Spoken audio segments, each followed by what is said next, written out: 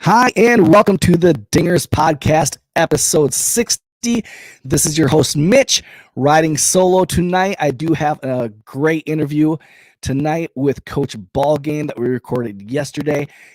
Man, you guys are in for a treat by being able to listen to Coach Ballgame. Great interview.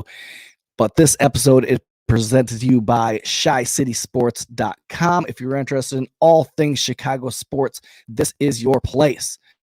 Go check out all the great forums, all the great podcasts. You have the Tape Never Lies Network covering the Bears. You have the Good Guys Talk Back talking about the White Sox. You have the Big Red Bus talking about the Bulls. The Bulls are off to a hot start. So go listen to those guys all at ChiCitySports.com. This episode is sponsored by Toppling Goliath Brewing Company.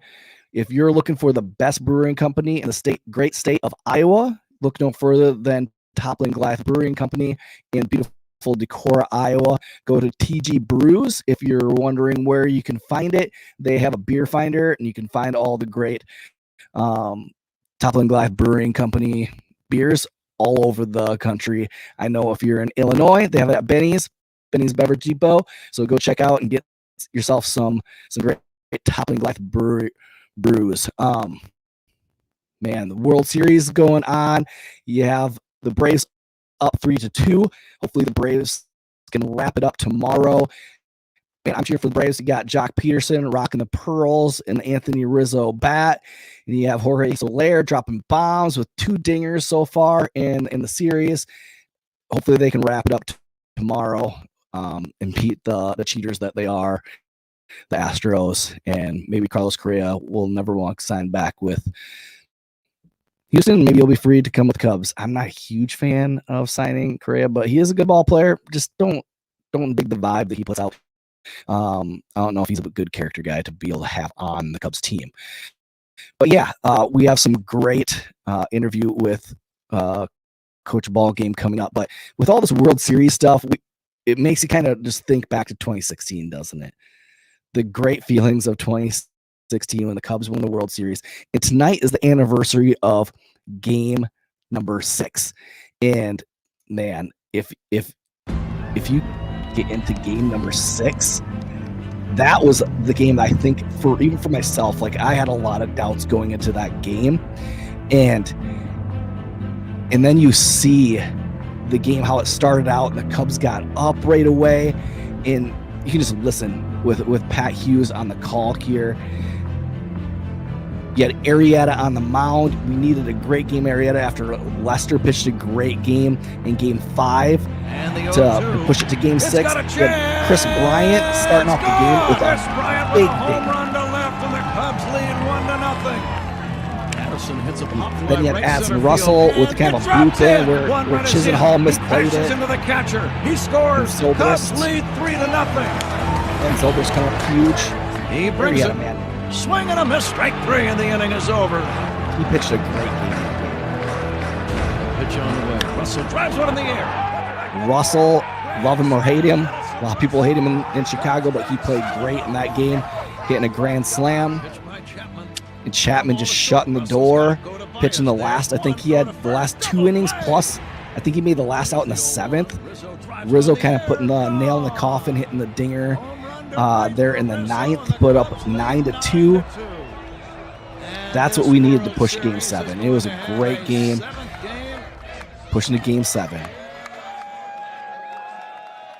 But yeah, man, that is what the feels are all about when I think about World Series, and every single time this time of year, I'm gonna be thinking about those thoughts and in knowing what tomorrow anniversary of Cubs winning the World Series. Hopefully that we can be back there shortly, back there soon. I know I believe what the Cubs are doing, and I'm a big supporter in the young guys that they got up. Brandon Davis, DJ Hurst. Man, they got some guys that are gonna really do some amazing things. So we just need to get by and support them. But enough about 2016, and I want you guys to listen to this amazing interview that I have with Coach Ballgame. If you don't know who Coach Ballgame is, man, you need to go check him out on on Instagram. Go check him out on Twitter. He's great, man. He kills it. What he is he is a coach. He kind of does these Sandlot games all over California and now all over the United States. He threw out the first pitch in the Cubs game, one of the Cubs games this year, came to do a Sandlot game in Chicago. He was at the Field of Dreams game doing a Sandlot game. What he does is he just puts out positivity. He is what coaching should be about, especially with youth sports. So if you're a parent, if you're somebody that's involved, whether it's a teacher or a coach, he is somebody that you need to look up. And just he has a whole bunch of tools in his tool bag, and you can take some out and use to be able to make a difference in kids' lives. And one thing he does is he has this energy that people are just drawn to him, and he's getting people and kids to fall in love with the game of baseball. And especially nowadays, we need that.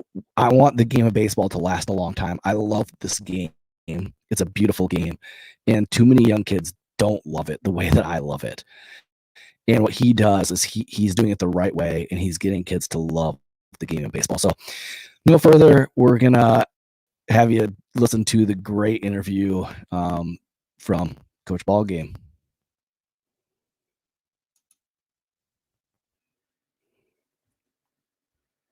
Hi, it's Mitch from the Dingers podcast, and I'm here with the man, the myth, the legend, Coach Ballgame. Welcome to the Dingers podcast, Coach.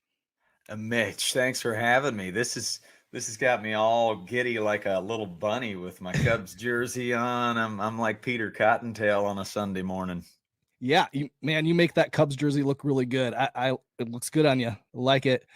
Good.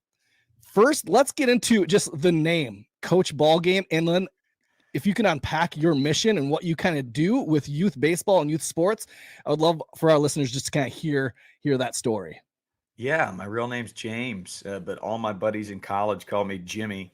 I played college at Brown University, a 4-year outfielder there, and everybody just called me Jimmy Ballgame because, I wasn't the most talented guy, but I would run into stuff. I would run through stuff, and I would flip over tarps and walls because I wanted to start. I wanted to start 4 years in college. That was one of my goals. So I won a spot in the outfield by just gaming it. And then, I thrived on the competition. So I was always trying to steal the extra base or just kind of get in the minds of the other team, just be a pest. And so Jimmy Ballgame was my nickname. And then I moved to California after college and become a coach with one of my teammates at Brown. So that just organically transferred into Coach Ballgame. And, I spent my 20s really learning how to coach and finding my voice and watching mentors coach and teach the right way. And then here I am 39 almost, and I've spent my 30s really just growing my own thing and kind of spending the 20s as grad school and then my 30s as being a dad and really just seeing Coach Ballgame kind of grow and continue to move forward. But my mission is to make sure kids fall in love with the game. And sometime around 2010, I noticed kids are falling out of love with the game. And a lot of that had to do with fun video games or maybe a bad experience with baseball, or a coach was yelling at them or just painting a bad picture in their brain. And I was one of those guys. The way I started to teach kids was the wrong way. It was wean out the non-elite player and really look for performance number one and wins and all of that stuff that you think you're doing the right thing as a coach. But I started to figure out, wait, these kids aren't having fun. I'm not having fun. And something's wrong here. So through the mentorship of my buddy Dan Spring, who I played at Brown University with, and Sean Flicky, who played at Stanford, these guys really, really coached the person instead of the player. positive reinforcement, make it fun, build character, look through that lens. And then the wins will take care of themselves when they matter, when you're on TV. So I really jumped all in on that when I had two kids come up to me. One said, "Hey, I'm going to give baseball one last try, Coach Ballgame."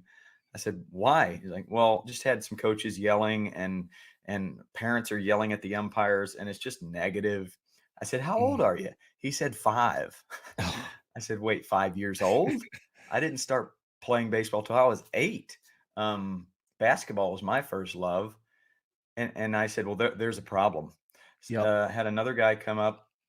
He was 7 years old, and he said, "Coach Ballgame, my baseball coach, my travel ball coach, won't let me play soccer because I got to play baseball year round."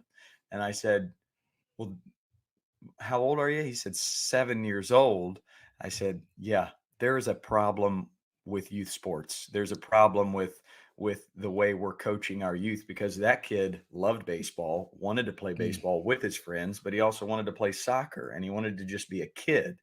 So I went all in on something called the Sandlot, and that's what I'm doing 18 times per week out here in Orange County, California. And I've jumped around the country, and I'm headed to Dallas next week to run a Sandlot with 100 kids, where we make it about fun and we make it about building character. And hopefully they become a better brother, a better son, a better daughter, a better sister, one day a better father.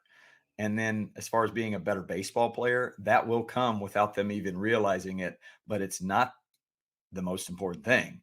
It's build the character, it's make it very fun. And what I've noticed at these Sandlots in Orange County, you're starting to find kids in blue jeans kind of peeking their head out over the bushes and saying, that game's fun. I want to play that game. And that looks like it's not overwhelming. I think I could try that. And it's growing quickly. So, hey, who knew I could kind of wander through my 20s trying to figure out what I want to do with my life, and then boom, my mission just hit me right in the face. That's awesome. I mean, I remember I started coaching, I think, when I was 16.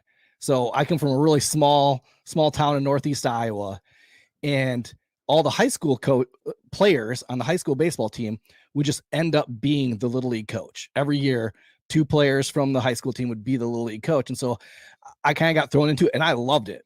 But I was like you. I started out where it was all about wins and losses. It was all about finding the best players and playing those, finding the guy who could throw the hardest and put him on the mound to strike everybody out. And I think back, and it's like, what type of people did I create from that experience? And it wasn't probably a good thing. Did I help society by that? And now I'm coaching my son, and I'm like looking at it from a totally different lens. And even like I coached high school baseball as a varsity head baseball coach for a couple of years. And it's like, I'm 10 years removed from that and what I could have done with my experience now. And it's like, man, the type of people I'm building is way more impactful than the type of player I'm creating for that season. Well done. I mean, the only way we're going to learn how to do it the right way is to do it the wrong way, like 20 times. So that's what I did. That's what you did. And you can't beat yourself up. You just have to turn the page, learn from it. And I think that makes us relatable to first-time coaches. You know, we didn't drop down from heaven and do it the right way. We did it really bad, and we made a lot of mistakes and learned from it. I just remember going to my buddy Dan, who ran the baseball camps, and I was his right-hand man. And I said, I didn't sign up for this. This is chasing cats, like herding. And it was just an eye-opening moment of, what am I trying to do here? Create a major leaguer at the age of 5, or make sure they go home and tell their parents, I love you, and I want to make my bed without you even asking. Like, what is more important? Yeah. And that's what I see you doing, in that you're out there. Like you kind of have a trademark to you. I found you on Instagram like 2 years ago, and like your name is getting out there, and you're creating this positive culture when it comes to coaching that I think more and more needs to be pushed. It needs to be out there. It needs to be seen. Cause I think the reason why for myself, why I was kind of that type of coach back then is because I didn't have the positive coaches.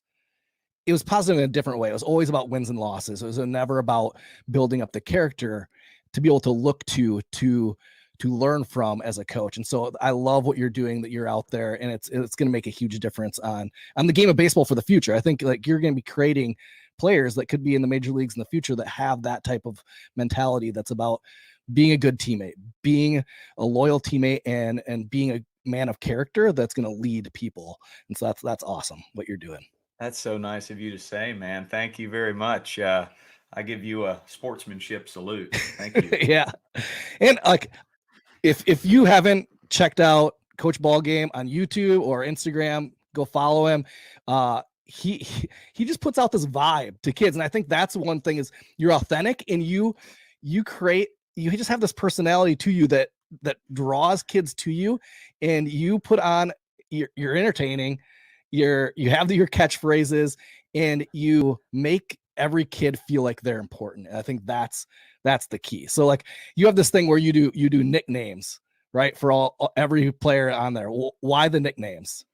Yeah, just because of what you said, it when you got 50 kids rolling into a camp or a Sandlot and they've never met you and they feel uncomfortable because they've never met any of the other kids, you got to make them feel welcome. And that's the first thing I do. And I say, parents, just hang tight, stay in your line. This is the most important time of the week or the season is right here, right now, the introduction. I say, hey, what's your name? What's your nickname? If you don't have one, what's your favorite thing to eat? What's your favorite thing to do? What's your favorite cereal, favorite superhero? Because they need to know that I'm a coach that cares and I'm a coach that listens. And what happens is you start to see these, the countenance go from like bashful to curious and excited. And that's the point. Yeah, kids don't really learn anything unless they're engaged, unless they're curious and wide-eyed and interested in something fun. So the nickname, it just breaks it down to a more human place, and it's way easier for me to remember as opposed to real names. Like when I get a nickname based on a face and a story and something like that, then I can memorize them pretty quick. And then they go home after the day with like this superhero vibe to them. Like they go home like, Mom, Dad, I got like 10 baseball cards because I was making good choices. And I got this nickname, this fun nickname. And these nicknames stick like way past when they're done with my camps. I have a lot of campers that become coaches, and then they just become coach that.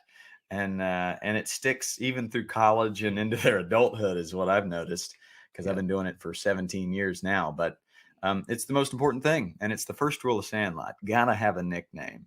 And we have some kids, they come right away with a nickname. Some kids, they need a little help, and some don't want it at all. And I just say, okay, we'll just call you Bob or John. But then a couple days later, they'll be like, okay, I want to be called Eternal Desert Boy, or I want to be, I want to be called Mike Trout. A lot of Mike Trouts out here in Orange County. But yeah, they need to know a coach listens. That's the first tip I would give any coach is give these kids nicknames, and make sure you give yourself one too, because I got some great coach nicknames down the line. Coach Texas Hold'em, and any 90s reference you can think of, that there's a coach nickname out there. But nicknames. I mean, I'm a teacher. Normally I teach, I'm a special education teacher and a PE teacher. Attaboy. And I've even taken some of your just ideas and incorporated them even into teaching. So it's great, because the things that you are doing, it's not just teaching them baseball, it's teaching people just how to connect with kids and how to make them feel valuable. And that's something I've started doing with my son's baseball team is I totally ripped off your baseball card thing of giving out cards to Mr. Teammate Award and Mr. Hustle. So I give them. So I used to give. It's funny right now that baseball cards are really hard to come by. Like it's really hard to get current baseball cards. And so I did that because I only found like 3 packs at like Walmart this year, but they were gone in like a month. And so I had to go back into my tens of thousands of childhood baseball cards and I'd like give out some Andre Dawsons, give out some like old Tony Gwynns. So it's there you go. MVP Andre Dawson. So it's like I had to give them a little bit of a 90s baseball history lesson every single time that I would give out these cards because they're like, who is this guy? But it's a guy with a sweet mustache from the 90s and 80s. Exactly. That's who it is. They really don't care. They go home and they say, Dad, I've got a Steve Buechel. or I mean, I've got a Dave Magadan. Look at this. This is amazing. They don't really track, well, especially at my Sandlots, because a lot of these kids have never played baseball. They don't watch baseball. So anything you give them, and most things that I have are hand-me-downs from friends that are like, hey, you need some baseball cards? I'm clearing out my garage. So I have a garage full of cards that people just given me, and they're all 88 Donruss, 92 score. And it really gets the majority of kids inspired to throw out 100% effort. So at the end of everything I do, there's the Hustle Award, the Teammate Award, Down and Ready Award, which I call Dance on a Toilet, because I have a song, Dance on a Toilet and Hold Pizzas in Your Hand, and the kids just love it. They go home singing it and they remember it. That's the most important part of the catchphrases or the songs is how memorable it can be. But yeah, awarding good choices, it gets the kids that are playing in the dirt or not paying attention. It perks their interest. And that's probably number 2 on my list after nicknames and engaging these kids is making sure that they're making good choices, building up their character. I mean, I had to even go back and get a couple of Beckett books to make sure that the cards I were giving away wasn't worth a lot of money. Cause I was like, I know cards aren't really popular right now, but they're starting to make a comeback. They're starting to find value. So like, all right, I better check and make sure this card isn't worth like $200 and I just gave it away. Something I love that you do, and I started doing was Attaboy challenge, Attaboy and Attagirl, getting 2 players to come and just be loud, be energetic, and have a little bit of fun. And so what I'm going to challenge you to do is I'm going to bring my son on and we're going to have an Attaboy challenge between you and my son. Sound good? Sounds so good. All right. Cannon, you ready? Yeah. All right. Yes. This is Cannon. This is the second time on our podcast. Say hi. Hi. Hey, Cannon, what's your nickname again? Cannonball. Cannonball versus Coach Ballgame, Attaboy challenge. I'll give you the honors, but first I have to tell you where this thing stemmed from. It's about 12 years ago. I had a kid hit a line drive, boom, right to the shortstop. Shortstop catches it. The kid that hit the line drive, he's super sad. He just got out. He hit a really, really good line drive, and he's out. As he's walking back to the dugout, the shortstop looks at the batter and says, Attaboy. And the hitter looks up and he's like, Attaboy.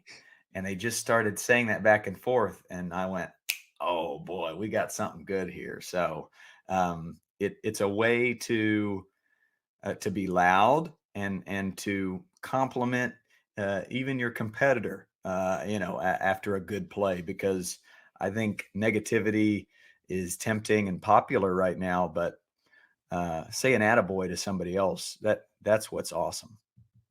All right. So we're going to do it. You two on count of 3. We're going to go attaboy as loud as we can. All right. All right. 1, 2, 3. Boy. Awesome. Do you have any questions for Coach Ballgame? Yes. Okay. Who's your favorite baseball player? Andre Dawson.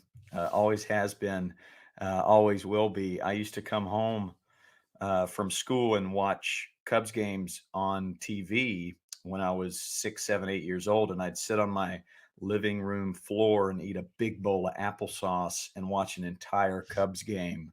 and Andre Dawson would always hit those home runs, and he will forever be my favorite player. All right, you have another one? Yes. Okay. How old were you when you went to your first ball game? Like Major League game? Yeah. This is pretty crazy. You ready? Yes. 23. What?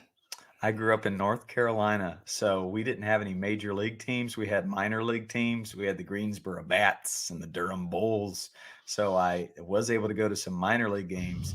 But Coach Ballgame's first major league baseball game was actually out here in LA at Dodger Stadium, and I was 23 years old. First professional game was actually a Bulls game, but I saw the Bulls play in North Carolina. It was it was like a pre-season game in North Carolina. Yeah. Cool. Thanks, Cannon. Thanks for asking the questions. Say bye. Bye. Attaboy, Cannonball. Yeah, Cannon went to his first game this last year at Wrigley Field. It was actually opening day 2.0 when the Cubs played the Cardinals and won. And Rizzo had his 14 pitch at bat, ending with a home run. I think I grabbed him and threw him like 10 feet up in the air when that happened. It was So just great. electric. So good. I'm now living out here in Southern California. I've been to many a Cubs Dodgers game, and I will wear this costume, which is Coach Ballgame's older brother, Old Man Wrigley, and he's 0-9 at Dodger Stadium. The Dodgers have won 9 of those matchups, and the Cubs have won 0, but doesn't stop him from wearing this outfit. Good old Man Wrigley. He's the 200-year-old brother of Coach Ballgame. He invented Pop-Tarts. He invented the onesie, and he once beat Babe Ruth in a hot dog eating contest. And he shows up at some of my sandlots and camps. Love it. I love it. So speaking of being at Dodger Stadium a lot, you kind of got caught at the World Series smuggling in some milk. Is that correct? True story. So tell me a little bit about that. Well, I retired from alcoholic beverages about 8 years ago. And, when you go to a ball game, you want a hot dog and a beer, but I don't do that anymore. So I thought, well, I love milk. I love milk so much. So why not try to smuggle that in? And this was a World Series game. And so me and my wife go to the game, and I put the milk through the security thing, and he's like, "Oh, you like milk too?" And I was like, "Yeah, I really do." And and then the next security guard looks at me and then looks at my wife, and my wife's like, "Are you really letting him in with that half-gallon jug of milk?" And she said, "It's unopened. It's not against the rules. Go ahead." So I bring my half-gallon jug of milk, and I sit down, and Joe Buck, who's the voice of thousands of World Series, he's a good friend. And so he threw the camera over my way because I had just done a TV spot for Fox for the NLCS. And I had some kids do the Attaboy challenge, and then they all poured milk over me because all the kids know I love milk. And then I sent it back to the studio, and Big Poppy and A-Rod were doing an Attaboy challenge. But he says, "There's Coach Ballgame. He did some work for us on Fox Sports with a jug of milk." And the next day I look on Twitter, and it has gone straight viral. And if you need a good 3 hours of laughter, just search Milk Guy World Series, and it's anything you can think of. But yeah, I've brought it to other games as well. I love milk. I drink it every day, and it's now it's kind of become my trademark. Yeah, I love it. I was just like, how do you sneak? Like, I love the story because like most people wouldn't even think to like, okay, I'm gonna bring a gallon of milk or half gallon of milk into a baseball game. Like, one, it's hot, nobody drinks milk, but you do. You definitely do. Well, and when it's never been done. And then I brought it to Angel Stadium one time, and they're like, do you have a baby? Or, and I was like, no, it's just me. And they're like, do you have a problem? Or, I had to have a manager come out just to make sure I'm not insane. And I'm like, "Man, I don't drink beer anymore. I love milk. I'll throw it away if you need to."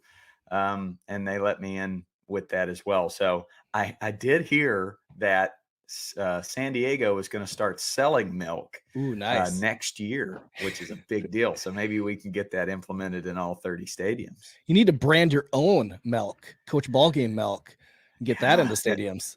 that's a good call right there. That's a good call. Now, not only do you drink milk, you like your catchphrases. Yeah. So, can you give me your top 5 baseball catchphrases? Yeah, to catch the ball correctly, I saw a lot of kids early on, wanting to catch it like this and getting hit in the face.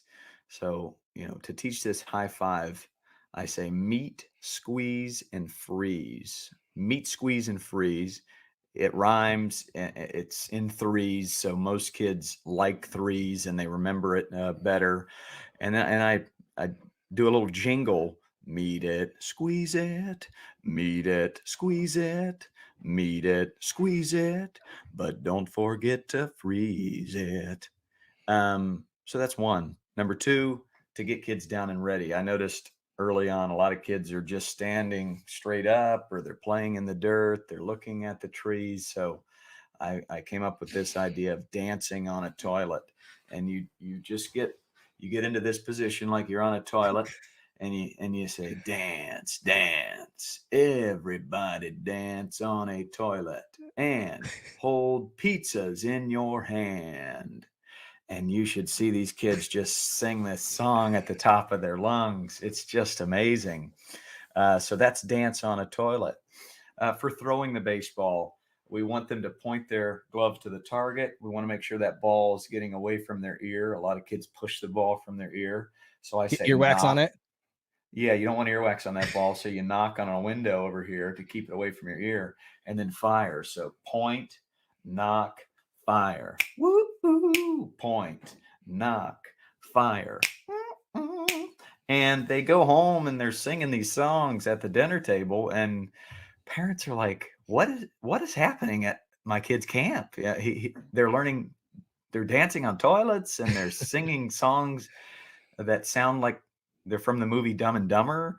But that's the deal. And then as far as fielding a ground ball goes, you got to create this triangle shape, triangle, and then alligator mouth, just to keep the ball in your glove like that. You have a lot of kids that just field it one-handed. So Yep. fielding triangle, alligator is a good one. And then let's go with PU. That ball smells foul. Anytime a ball is hit foul, I'm allergic to boredom. I'm allergic to being stagnant. So any foul ball, I'll say PU, and all the kids say that ball smells foul. Like that one. Exactly. And then if we had to add a sixth, I'd say the drum means run. I always sit on a drum, a cajon drum, which is a box drum, Yep. and I pitch. And a lot of these kids are 3, 4 years old. So when they hit it, they don't know what to do. So the drum means run. I start playing the drum, boom, ba-da-doom, ba-da-doom, ba-da-doom, and they know to run the bases. So yeah, the drum means run. Like it. Love it. When I was a high school baseball coach, I mean, every team has that one player that just like chatters the whole time, singing humming. Here we go. Hey, good eye. Like the constant, this kid was that. And he got this catchphrase going with our baseball team. He would say, "What do you say, Mike?" And then Mike would say, "I say rip this baby." And like right before the pitch. And he would do it probably 30 or 40 times during a game, and the other teams would get so annoyed by it. And I loved it. I was like, I'm not a big softball cheer guy, but those type of things, like I love. Like I would eat it up. So I can still remember a Legion game when I was 17, watching two kids on the other team's dugout they're acting like they're fishing. You've got the fishermen and you've got the fish, and they're just trying to rally the dugout during during an inning where they're batting. So, one guy is reeling in this other guy as he's fishing, and they're acting like they're trying to catch this big fish. And then they just start chattering, "Hey, now, little horsehair on that ball.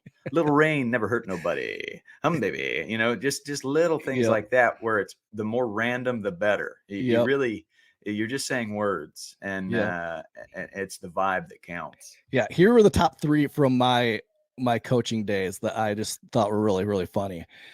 He would say, "Cash or credit, because you just got rung up." I was like,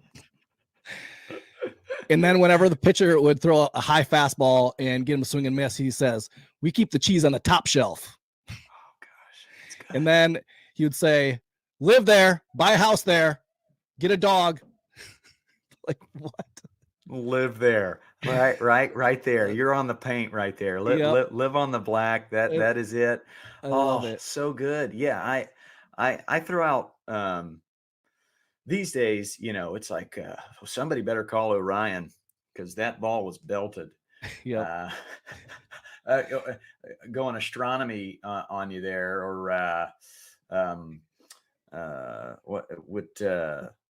So that kind of feels like a mouse is nibbling at my kneecaps, because that was some cheese at the knees. He would say Yeah. one, "Are we at a casino? Because that guy's dealing." Yeah, so good. Like, Ralph, yes. break out the leaf pile, baby, because that dude's raking. Yeah. Yeah. Loved it. So this season, you got to go to Wrigley Field and throw out the first pitch at a Cubs game. You got to do what all of us Cubs fans dream of going and throwing out the first pitch at a Cubs game. Tell me a little bit about that experience.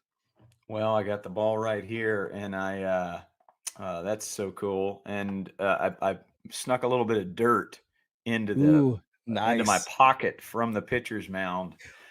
Yeah, I was just doing my thing on Instagram and TikTok. I put daily videos out, and I got an email from the Cubs social media, and they liked what I was doing, and they wanted to partner up in some way.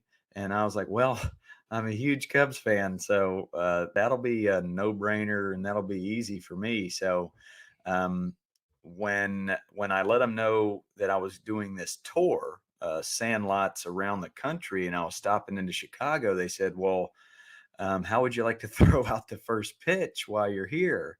And I was, of course, like any Cubs fan, I was like, that's a great joke. Thank you. Haha. Yeah. And then they're like, no, it's really happening. But I still didn't believe it was actually true until they gave me this jersey and they said, okay, you're up. And they gave me the ball. And I walk up there, and I had my wife and 2 daughters right there in the stands taking pictures. I had friends from college who had flown in from Florida and New York to come see the first pitch and hang out. I'd had a family that had driven from Milwaukee to Chicago to do my Sandlot, and they were at the game as well. So I kind of had, just a smorgasbord of things going on in my head as I looked into the bleachers. And then I get on top of the mound and I look in right field, because that's where my favorite player, Andre Dawson, played. And a little side note, I'd gotten to meet him 2 days earlier at a Cubs game. Never met him before. And I kind of follow him for about 20 seconds. This is at a Cubs game at Wrigley, and I don't say anything. I'm just so nervous, starstruck. And then I just say, Andre, I just wanted to let you know you were my favorite player growing up. And he's like, thanks, buddy. And I wanted to not feel creepy. So then I said, I'm throwing out the first pitch here at Wrigley Field on Monday night. And he looks at me, he's like, you are? Wow. And then I immediately go, God, he thinks I'm nuts. He thinks I'm crazy. Yeah. And I'm like, I have to fix this. I have to fix this. So the only thing I could think of to say was, and I'm dedicating the first pitch to you, Andre. And then he definitely thought I was nuts, because that's not a thing. You don't dedicate first pitches to people. But it happened. And hey, that's my Andre Dawson moment. So I get onto the mound and I look out in right field and I pick the ball up and I'm like, no, I'm dedicating this to you, Andre. And then I look up and Clark the Cub he's the catcher back there. And it seems like 100 yards away. It's so far away. And my man who was singing the national anthem, Mr. Vincent, Yep. he holds that note for so long. Right when I was about to release the ball, he said, "Aim high." And it was the perfect moment. Through a strike, and then me and Clark ran and chest bumped, and that was that. But people ask me, I mean, were you nervous? And I was like, yeah, leading up to it, sure. But kind of seeing my bio on the big jumbo screen, went to Brown University, now he coaches baseball and builds character and does sandlots around the country. I was able to take stock in that, and it was a proud moment. And then as I got onto the pitcher's rubber, I had two people kind of come into my brain, and they're both passed away now, but my grandma loved baseball. So I just felt this ease that she was watching over and just smiling. And then I had a coach in high school, Legion Ball, he coached till he was like 85 years old. And I know he would have been in the same boat, just laughing and smiling and saying, "Well done, young man." So they kind of gave me some peace in that moment. And it was a thrill. I mean, the Cubs also had Conor McGregor throughout the first pitch, and your pitch was way better than his. Yeah, he did. I think that suit was too tight on Must have been Connor, maybe. But hey, and then it ended in a walk-off bomb. We Yep. had a walk-off home run. It was the first win at Wrigley Field in like 13 games or something. So what a night. Yep. Yeah. I mean, we can get a little bit into the Cubs season because you are a big Cubs fan, and it was kind of emotional season. What was your kind of big takeaways of positive takeaways from this Cubs season? It was, everybody knew it was the end of the road, and everybody knew it was coming long before they got beat by the Rockies 2 years ago in that wild card or game 163, whatever it was. Once that happened, you knew it was slowly time to turn the volume down, but it didn't seem real till Judgment Day came, and boom, they were all gone. And it was like a 3-week hangover where you Yep. really want to meet these new guys and see how they can play, but you're just not ready. Like, I'm sorry, Frank the Tank, I'm not ready yet. Yep. Just keep playing and I'll be there. And then once I got to Wrigley and I started to chat with some fans, and I said, "What are you excited about?" And they're like, "I'm excited to see these new players." Yep. It's like, that's a true Cubs fan.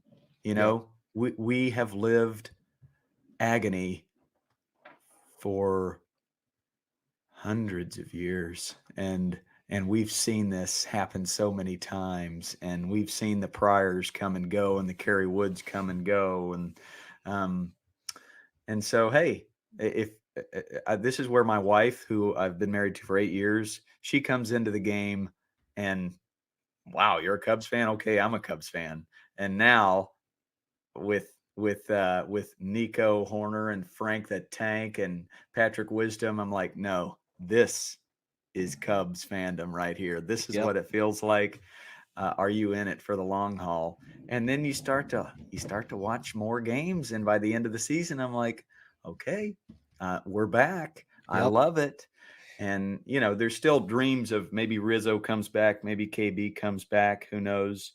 But that's just the nature of baseball, is kind of that window, 6, 7, 8 years, and then it turns over. But my dad's a huge Cleveland Indians fan, Cleveland Guardians now, and he's never seen him win a World Series. So I got to count my blessings. Yep. That I saw it. It happened. Yeah. Sometimes us Cubs fans, we forget what 2015 and 2014 was like and how fun those seasons were. Like 2016 will always be like the pinnacle, but the road leading up there, like I love being a Cubs fan because you got to see all these new faces every single day.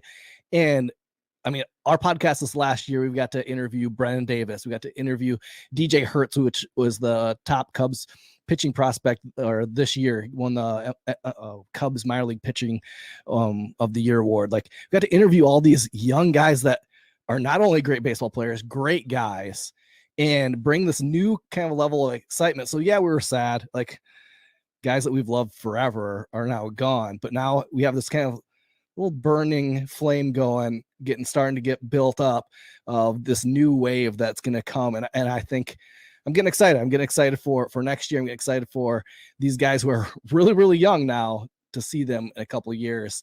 And us Cubs fans, we can learn to love pretty fast. We learn to love Frank the Tank pretty fast. And so I'm excited to see where we kind of go in the next couple of years.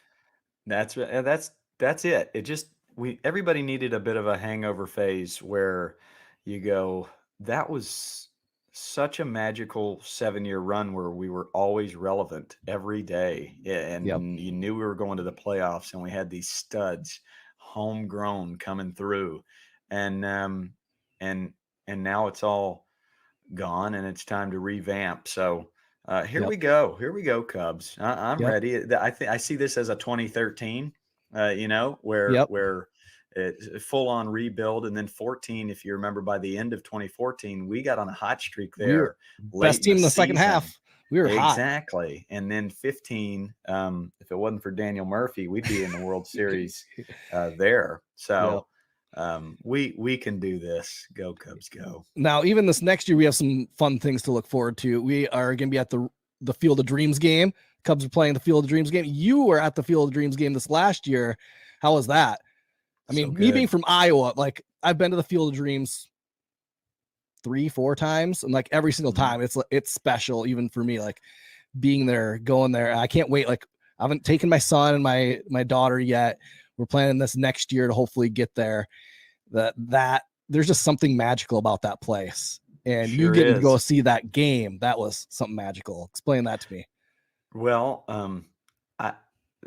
it never would have happened if it wasn't for this family that I got a random phone call from a lady named Sandy, and she says, "You don't know me, but my husband just passed away after a long fight with cancer. He was a teacher and a coach for 50 years, and he loved what you do. He watched your videos prior to him passing. He just wanted to do something for you. And so in lieu of flowers, we're going to raise money. We're going to send it to you. No catch here. Do what you wish with it, but we love your message." $20,000 later, blind, just sent from their friends and family. We are driven, I've been driven to run Sandlots across the country. And so I say, well, I think we run a Sandlot in Iowa, and then we go to St. Louis, and then Chicago, and then Philadelphia, or somewhere in Pennsylvania, and then we finish in New York. The wife was on board. The daughters were totally on board. And so we booked this trip. And talk about a great way to start a trip. Let's go to Dyersville, Iowa, and we run a Sandlot in that town. I found some boots on the ground to get the word out and find me a field. And I wasn't going to the game. I was just in the town, and I get a call from my college buddies, and they're like, "We just bought you a ticket." And these tickets were going for a lot of money. But they're like, go to the game. When I get there, so you've got the movie site field beside the house, which is a little league field. And then you've got cornfield. And then MLB has built an MLB stadium on the other side of the corn. Two things stood out. One, the movie site field was packed with fathers and sons, grandmothers and granddaughters, all playing catch, taking pictures, but mostly playing catch. And you had the music going on there in the speakers. And this was like 2:00 for a 6:00 game or 7:00 game. People are just roaming and just kind of soaking up that moment. I see a maybe 80, 85-year-old lady with a walker walking towards the corn. And there was an MLB employee there, kind of guiding everybody. And the lady says, "How do I get to the game?" And she says, "You walk through the corn." And she says, "Nothing's stopping me from getting to this game." So this, she's born and bred Iowa, 80 years. And she's like, "This is the first major league game in my state. I'm not missing it."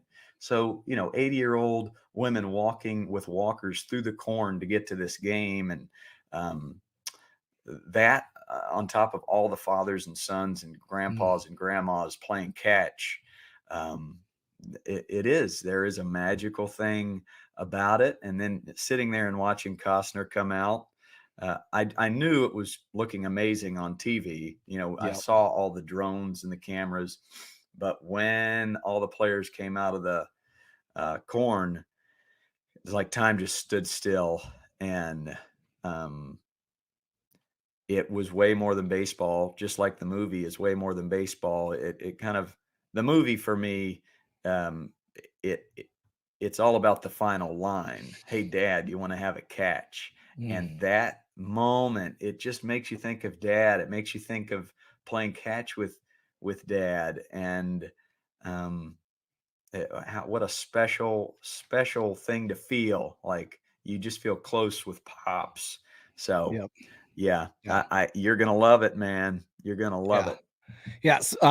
Actually, today is the 12-year anniversary of my dad passing. And How so about it?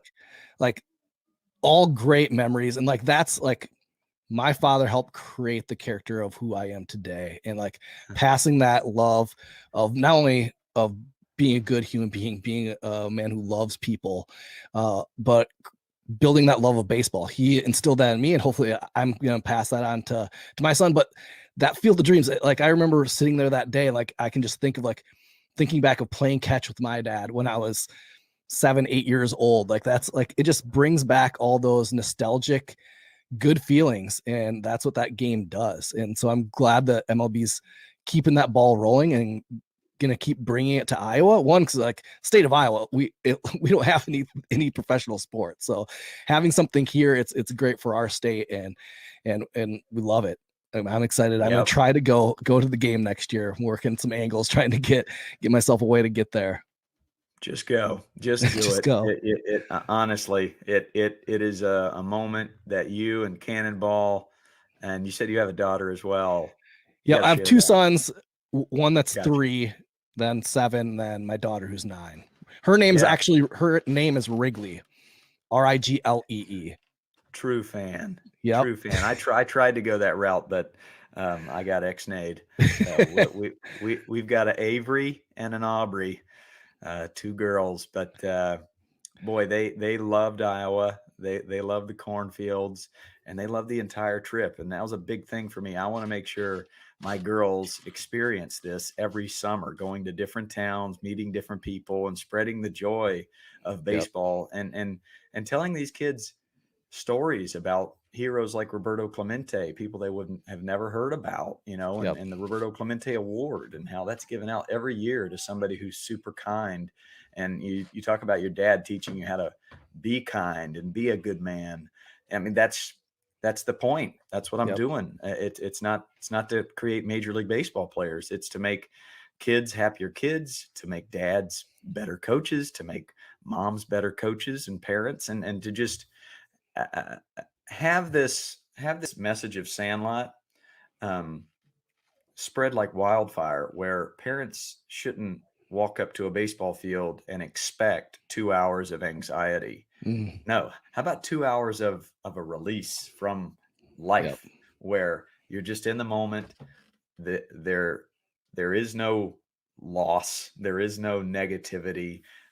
This is just joy. This is just kids being kids, and learning life lessons in the process. But yeah, the anxiety from the bleachers, let's make that a thing of the past, Yep. one attaboy at a time. Yeah. And so you're planning on doing another Sandlot in Dyersville next year, correct? Yeah, we have to go back to Iowa, and we want to hit new cities each time we go places. And I'm going to be able to fly in and out of places and just do little Sandlots on the weekend, then fly back to Orange County. But we want to do a summer trip every year sometime around the Field of Dreams. So we're going to hit Wisconsin, Milwaukee, and Madison, and then we'll shoot over to Dyersville, because what I've noticed this past year is we kind of plant these seeds and meet these people, and we're like, well, we got to go back. We got to go back there. But we also got to hit new places, because I'm getting DMs, daily. Hey, when are you going to bring the Sandlot to Toronto? We like what you're doing up there. So just trying to figure out the scheduling, but we'll hit Dyersville, we'll hit St. Louis again, and then we'll head down to Nashville, Georgia, Florida. I'm going to Dallas next week. So as much as we can get around. But I think furthermore, if I can run a Sandlot in a town, and then the heart and soul of that community watches it, gets it, and wants to carry the torch, okay, now it's your turn. You run the Sandlot in your town, and you change your community for the better through baseball. So that's the plan, one step at a time. Well, I'll try to rally the troops and bring a crew to Dyersville and take part. I want my son to take part in one of yours. We've watched your videos, but I want him to experience it in person. So yeah, it's we'll a different definitely ball try to hit game. that up. It's a different ball game in person. There's just things that the camera can't capture. So look forward to it. It'll be really special. Sweet. Well, I don't want to take up too much of your time. Thank you so much for joining us. We were going to get to your Andre Dawson song, but I'll leave that because it is on YouTube. I'll link it to the podcast for them to go check out your Andre Dawson song, because it's great. You're dressed as Old Man Wrigley. It's wonderful. But don't want to take up too much of your time. Thanks again for joining us. We love what you do. The message that you provide for baseball and for kids, and I think they need to hear that over and over, that they're valued and that they're loved, and that they just teach them basic baseball skills, but you're making them be the most important. They're who they are, and so that's great. No, man, you're doing a great job yourself, and I think you should go play catch with Cannonball today for Dad. How about that? We will. We're definitely. It's nice out today in Iowa. It was raining the last week, so we'll definitely get out there and have a game of catch. So yep, in honor of Pops. Attaboy. All right. Thank you so much for joining us on the Dingers podcast. Thanks for having me.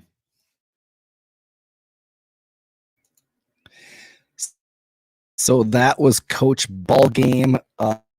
Man, thank you so much, Coach Ballgame, for jumping on and being part of the Dingers podcast. It was great having you. I know some of you guys are like, hey, what is this Andre Dawson song? Well, I'm going to play it for you. Love ya. Love ya, Andre Dawson. I love you, Andre Dawson. I love you, Andre Dawson. You're my favorite player.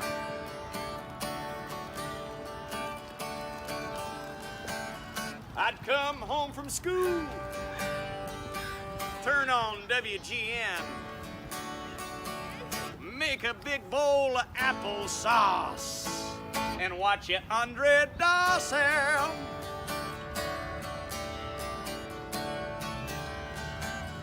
I was number 8, 'cause you were number 8. I used to love to hear Harry say, now here comes Dawson.